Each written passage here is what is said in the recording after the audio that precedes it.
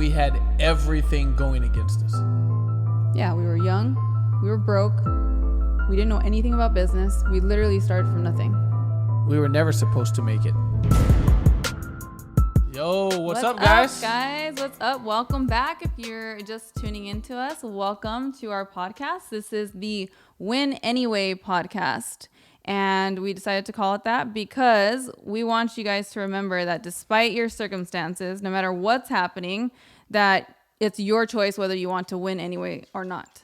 So with that being said, Whoosh. I don't know if I introduced myself. I'm Ronnie. I'm Jay, and this is episode 3. Number 3. So we're ready to just dive into it. We want to first off thank you guys so much for subscribing and liking and commenting and sending your suggestions over as far as like the topics we should cover. We definitely want to cover as many as possible, and we're really excited to do it. So we just want to say thank you so much for listening on wherever you're listening to. Yeah, we've got 4 in Australia. Yeah, so shout out to you guys. Or at least on Spotify, there's 4 in Australia, Right. which is cool. Yeah, that is cool. Yeah, and someone in the Philippines. Yes. So shout out to you too. So, hey guys, today's topic is one I'm excited about, and it's on how to not burn out and how to do the things that you got to do to win, no matter whether you feel like doing them or not. I think it's an awesome topic, and it's one I'm excited about. It's one that got requested a lot. And it's one that a lot of entrepreneurs face on a daily basis because you are the boss of you when you're an entrepreneur. And so you have to tell yourself what you have to do. And it's not always stuff that you like. Yeah, no, for sure. And burning out, quite frankly, if we're just being direct, if you burn out, you're never going to make it. Yeah. And so I think it's important, especially early in your career, to figure out how to work through the crap and enjoy the process and not burn out. So, Ronnie, why don't you tell me what is burnout and what's that look like in the business? The best way I think I can describe it is it's entrepreneur like exhaustion. And what I mean by burnout is that you just become, I think because being an entrepreneur is so mentally taxing versus maybe some other occupations where it's more physically demanding. Being an entrepreneur is 100% a mental challenge. And so sometimes when we're doing things and we don't know exactly why we're doing them, or we don't attach them to some value, we just feel like we're just burning ourselves out and we just feel exhausted, and not physically, but more mentally and emotionally. Right, where you're just working to work. Exactly. I think it happens to a lot of people. They get in the business, they're chasing after some goals. One of the most common reasons someone starts a business is they need to make money. Right. And you don't make money right away, and you get discouraged and you get frustrated and you feel beat up. You get a couple pieces of rejection that you probably didn't expect or aren't financially in a position to receive. Yeah, you're not seeing the results you want as fast as you want to see them. Right. So why does someone burn out? How does that happen? What do you think? I think somebody burns out because they aren't attaching value to what they're doing. They're only attaching, okay, I'm prospecting because I need to make money. And because they're not making money, they're not seeing all the other benefits that they're gaining from it. So you're attaching the wrong meaning to the action. Right, 100%. I'll give you guys an example. In episode 2, we mentioned prospecting, getting 20 numbers a day. Would you agree, Ronnie, that prospecting is probably the least liked and looked forward to part of the business? Oh, 100%. I think if you ask 100 people, 90 to 99 of them will say that they do not like prospecting. Right. Yeah. So I would tell you, because we mentioned getting 20 numbers a day in the other episode, I would tell you, and you tell me if you disagree, that probably if we were to take a room in the company of 100 people, I would say 90 of them don't prospect. Mm-hmm. Yeah, I think it's accurate. And of the 10 that do, I'd say 2 of them are effective. Mm-hmm. And let me tell you, the reason we bring this up is because part of burning out comes from, I would say, just not getting results. When you don't get results, you burn out. And part of winning is doing the things you have to do because they're required and necessary to get to the top and to achieve your goal, whether you feel like doing it or not. Yeah. I don't think you don't have to like everything about what you do. And you don't have to like something to do it. Exactly. Yeah. So when I started in the business, I didn't have a market. A lot of you guys know that already. If you're just new to following us, I was 21 years old. Mm-hmm. I didn't have a good market. I didn't have the Chinese with money market who they all want to save and invest. Nurses. Yeah. I didn't have any of that. I was 21. So my friends were 16, 17, 18, 19, 20. And at the end of the day, I just wasn't cut with this guy's going to kill it, top 25. Mm-hmm. And so I sold out to one thing. I looked around and I said, well, if this is ever going to work for me, it's only going to work because I'm going to make it work. Mm-hmm. It's not going to work because it should. It's going to work because I refuse for it not to work.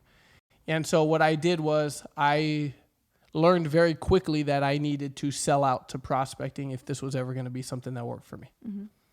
And so we were getting 20 numbers a day, every day. So I'd wake up, I'd go to the office. 8 a.m. was my arrival time. And if no one was there, I'd sit in the parking lot and I'd make calls. And I was making business card calls and I was making cold market prospect calls. And here's the thing. I did not love prospecting. So why did you do it? I did it because I loved winning more than I disliked prospecting. So, but in the beginning, obviously you had not experienced winning. Right. So what was motivating you? I went all in from the very beginning. This was something that I knew this was my shot. Mm-hmm. And I also knew that all the odds were against me. I knew that I didn't have a market, but I wanted to win. I wanted to succeed. I wanted to be successful. I wanted to make it. I wanted to get the watches and get the rings, and I wanted to be somebody, and I wanted to get to the top. And I looked at everything that I had on the table, and I knew that my market wasn't good. And I didn't consciously go, wow, my market's not good. I just didn't have anyone to freaking call. You know what I mean? I didn't have any policies to write. And so I said, well, freaking shit, if this is going to work, it's going to be because I'm going to go out and I'm going to get a market. Right. And so when someone said, hey, here's prospecting, here's a script, I said, well, I'm going to go freaking figure it out. Were you good at it first? No, I got a lot of no's. I was talking to everybody. I was going to Target. There was a parking lot across the street that had a Nordstrom rack, I think like a Dick's Sporting Goods, Starbucks, Del Taco, Verizon, a Lowe's. I mean, it had just a lot of stuff in one parking lot. And I'd go in, grab 3 numbers, come out. Go next door, grab 3 numbers, come out. Go next door, grab 3 numbers, come out. Mm-hmm. Go next door, grab 3 numbers, come out. And I would just do that till I had 20. Not because anyone told me to get 20. Now I look back and I realize no one gets 20. Right. But I mean, I didn't have anything else to do. I didn't have appointments to run. And so I had to be productive. And I'll tell you, I mean, our ring, we hit $500,000 recently. It's not, nobody on that $500,000 was from those 20 numbers a day my first few months. But what happened was I got really good really fast. And so I think the reason I didn't burn out is I did not care whether or not I was getting directs from that. I wasn't focused on the actual directs. Mm-hmm. I wasn't focused on, I'm not writing policies from this 20 numbers a day. That wasn't my thought. I was focused on getting good. And in my head, it was, man, the faster I could get good at this, the faster I could get everything else I want. So when you would get the no's, what would you tell yourself? Because I think that's very important. I would get told no and go, all right, well, maybe I said something wrong. All right, well, next, you know. So you said it in more of a, let me try something different. Let me try something. Right. It was a game to me. Let me get better. Exactly. It was a game. That's exactly what it was. It was let me get better. I'm going to get to the point where someday everybody says yes. And I think that's very different from what normally we tell ourselves, because sometimes, and if you pay attention to what you're telling yourself, you'll come to this realization as well, that sometimes we're out there and we're talking to people and we're getting no's, or you're on the phone and you're getting no's, and you just start saying things like, everyone says no. Like I talk to everybody and everybody says no. Yeah. Who the heck is everybody? All 3. Yeah, but we don't realize, right, that we're saying these things to ourselves, and your brain doesn't argue back, and your brain's not saying, what do you mean everyone? You talk to 3 people. Right. You know? Right. No, 100%. And then I got creative with it. I was like, all right, well, I'm going to get like, I remember one time a lady goes, I said, hey, can I get your number? Let me have my assistant call you. She goes, oh, well, I don't really feel comfortable giving my number, but I'll give you my email. Okay. And I was like, okay, well, here, text it to me. And she's like, okay. And so she texts me her email. And then she looks up at me. She's like, oh shoot. But my point is that I went through the stage where I was getting a number no matter how I got it. Yeah. It wasn't that I got it and it was going to be effective. It was the fact that I got it. And I needed to get 20 to go home, you know? Right. And I mastered the skill. And it was a matter of doing it whether I liked it or not. Because at the end of the day, I had a long-term plan, which is long-term, I'm a freaking win here.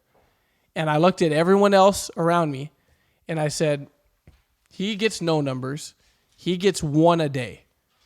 So if he gets one a day, it's going to take him 20 days to get what I got today. So in 3 days, this dude's got a prospect for 2 months to catch up to me. So in a week, like, it's game over. Right. And I'm bound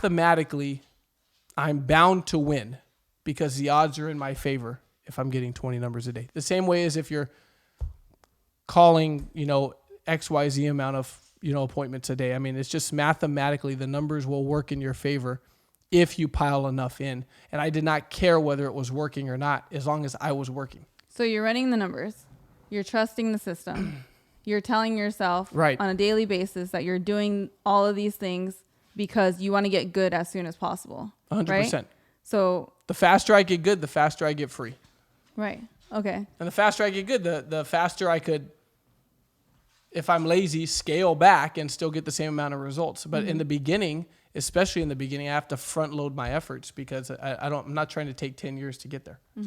So the fact that, would you say you were getting a lot of results in those first few weeks, no. that first month? No, I mean, my first 5, I did 10, 7, 0, 7, 6. So 17, 24. So I had 30 directs my first 5 months. And they were all, for the most part, cold market. They all quit except for one, which led me to, like, to this day, that leg is still in business with us. One of our biggest legs, probably about 30, 40 deep now. But everyone else, I got no results and everybody quit. But out of, 20 numbers a day for 3 months in a row, I had 30 directs. So do the math. 1 out of every 10. Yeah. But it didn't matter. Who cares? Because that number was not going to be the one that got me over 6 figures or 7 figures. That policy, people get too, this is why people burn out. They get so emotionally attached to, like, the one person or the one result or the one KTP that was supposed to close, when that one is not going to, it was never going to be the one that took you to $1 million a year. Right. Like, that one was not going to be the one that got you, out of the hole. I mean, it's like, it really doesn't matter what happens when you're doing these things day in and out. You only burn out if you get so dependent and emotionally dependent on that one thing working. And to me, it's like, who cares? Someone quits today. We had 40 new recruits come in. Who cares? 3 quit. We had 30 more come in. Like, it doesn't matter. Like, all right, get out of here. See ya. I wish you the best. Because I'm playing a long game with a long-term focus and a very short-term memory. So it's all mentality. 100%. It's all mentality. Yeah, it has nothing to do with the actual skill every day. It's completely how you attack it. Yeah. And your state. Because I'm sure going out, getting, let's say, and I'm sure this has happened because I know it's happened to a lot of us, is that you go out or you make phone calls or whatever it is that you're attempting to do. You're running appointments and you get no after no after no after no. Right. Yep. So how would you say in those situations? Because that can feel like you're getting punched in the face repeatedly. Oh, yeah, for sure. So sucks. In that situation, how do you reset yourself and refocus and, and really change your state on the spot to be able to not burn out and to get back on the right track? A lot of it's expecting, it's expectation. See, the reason people are so disappointed in life in general is that life does not match the way that it's supposed to be in their head. Expectation versus reality. Right. It's so they expect, I can't believe they would tell me no. My trainer told me if I go out and I prospect 5 people, I'll get a direct and I'm going to get my ring. And so disappointment and depression and a lot of these things, I think, are tied to the fact that in our head, it's supposed to go a certain way and then it doesn't. Mm-hmm. And so for me, when I went out, I wasn't expecting everyone to say yes. And I didn't care whether everyone said yes. I had one outcome in mind. That was it. I'm going to get 20 yeses and then I could go home. So if it takes me 100 conversations to get 20 yeses, so be it. But I'm going to get 20 yeses and then I'm going to go home. The things that you learned along the way are dude, it's priceless, for sure. Yeah, right? 100%. 100%. But let me ask you a question, because I think a lot of it is everyone could go get 20 numbers for a day or 2 days or 3 days. The people that win are the ones that could do the things that are required long enough to get to where they're trying to get to. So part of it is, in not burning out, I think, is having a structure for yourself and doing the things that really make you feel good. I think self-care and not to get caught up in the self-care stuff, but yeah, exactly. Yeah. It's every day being able to reset, and you're very good at that. So why don't you tell them what's your process and your system for that? So one thing that I'm a huge believer in, and Ed Milet is too, because I got a lot of the things that I work into my routine from him. But I'm a strong believer that you have to start your day off really strong and you have to end it strong, because you can only control those two things in your whole entire day, is how you wake up and how you go to sleep, and the time right after and before that. And so for me personally, I don't use my phone in the morning, at least for an hour. I give myself at least an hour when I first wake up, and the same thing before I go to bed. I don't use my phone after a certain time. It's just I need to not let anything else influence me but me. Right. And so I'm a big believer in, you got to get up in the morning. You got to do something that makes you feel good. So I go to the gym. I highly recommend it, even if your goal isn't to lose weight or your goal isn't to get super buff. I think you should go to the gym, get moving, take a walk. By the way, so you guys know, not this like crazy routine you can't stick to. We're not going to the gym at 4:30. We're not going at 4:30 in the morning. It's like 7:30 in the morning. Exactly. Yeah. I like my sleep. I need to get sleep. So 7:30 in the morning, I don't think that's too crazy. And I go to the gym for 45 minutes to an hour, and I'm good. I focus on my workout. While I'm working out, I listen to a podcast. I listen to an audiobook, something that's feeding my mentality. So I think it's more powerful than music. Music is a good tool if you need that like instant like energy. Right. But in the morning when I have 45 minutes to an hour, I'm going to feed my brain. So I feed my brain. I listen to something good. I listen to Ed Milet, Andy Frisella, audiobooks, anything really, just as something that's going to help me grow. And then by the time I get back from the gym and I change and I get ready, I'm ready. I'm set. I feel like I've accomplished so much already, and it puts me in a really good mood. And you will be amazed at how many people learn how to solve their own problems if you don't answer them back for an hour or two. True that. I'll check my phone and someone will have like, oh my God, I don't know how to do this. Can you help me with that? Can you help me call the company? But never mind, I figured it out. It's that fast. They figure it out. And then you go to the office and you get what you got to do. You do it, whether you like it or not. And if things get thrown your way, emotional stuff, family stuff, you get a lot of rejection, you get no's, at the end of the day, you have that time, you have that hour where you can read a book. I always try to read at least 10 pages of a book every single night, right? You turn off your phone, you put it on airplane mode, you do a Bible study, just something small that helps set you in a good like state for you to go to sleep and get a good night's rest and then start the day over again. That way you're ready. Whatever life throws at you, you're freaking ready. You're solid. You have a good foundation. Yeah, that's what works for me. Doing things that make you feel good prevents burnout. Yeah, it recharges. You need to recharge as a human. I think it's one of the things that so many people, especially single parents, struggle with, is making time to do something that puts them in a good place. People just fighting to win in the business. You gotta take time to make you feel good. Yeah. So for me, if I don't go to the gym, I don't feel good. If I eat like crap, I don't feel good. If I walk around with food coma, bloated, I just don't feel good. I feel sluggish. I don't feel on top of my game. If I don't drink a gallon of water a day, I don't feel good. And it shows. My skin starts to look like crap. I just don't feel good. I get my hair cut twice a week. Every Tuesday, every Friday, like clockwork. Standing appointment, never changes. I won't run a KTP during that time. My assistant knows, like, nope, 9 o'clock every Tuesday, every Friday, nothing.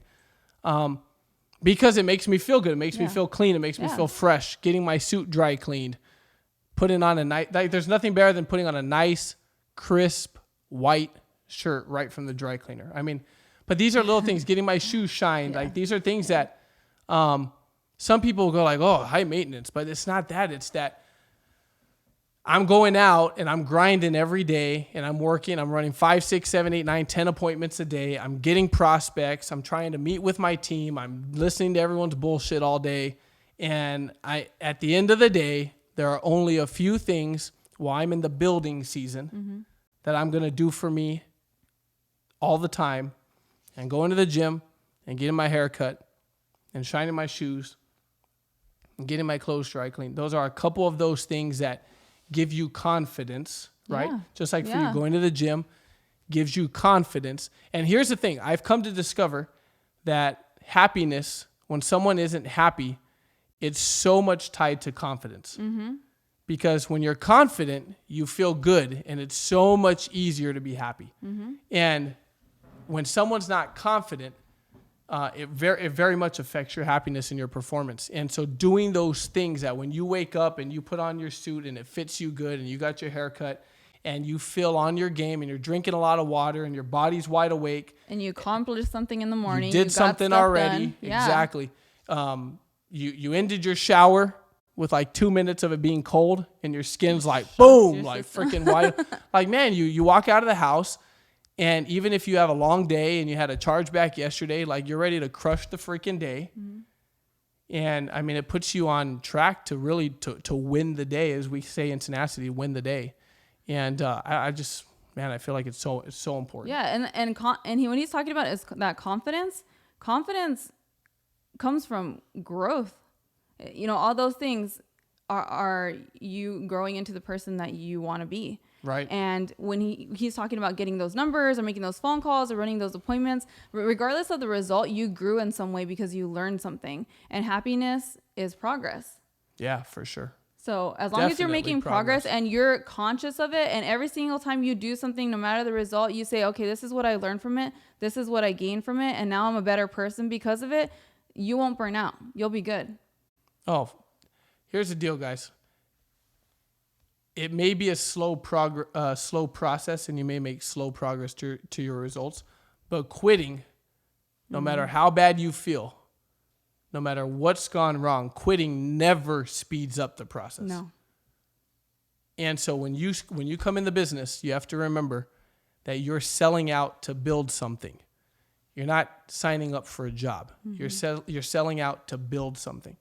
Long term. And exactly. Nothing huge and great was built overnight. Right.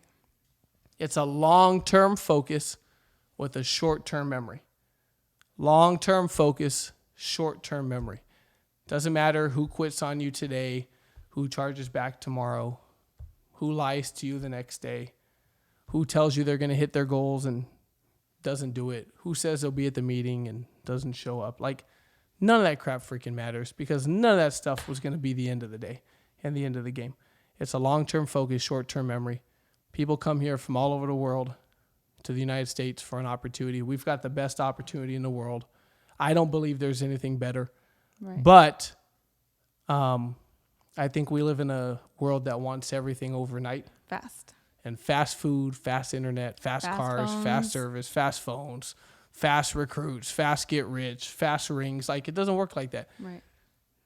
The beauty of this business is that it's very honest, and it gives you what you deserve, and it gives you what you fight for, and it gives you what's yours, and it will never give you $1 less, and it will way overpay you, some would argue, if you could get to that point.